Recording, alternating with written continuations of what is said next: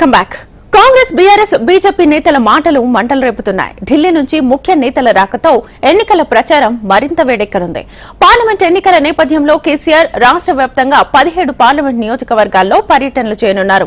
17 రోజుల పాటు సాగే ఈ బస్సు యాత్రలో భాగంగా నేడు నాగర్ కర్నూల్లో పర్యటించనున్నారు.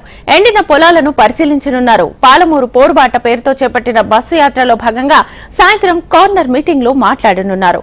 అనంతరం పార్లమెంట్ ఎన్నికల్లో సత్తా చాటేందుకు ఉమ్మడి జిల్లా నేతలతో కేసీఆర్ ప్రత్యేక చర్చలు జరపనున్నారు. అనంతరం నాగర్ కర్నూల్, మహబూబ్ నగర్ అభ్యర్థులకు మద్దతుగా సభ జరగనుంది.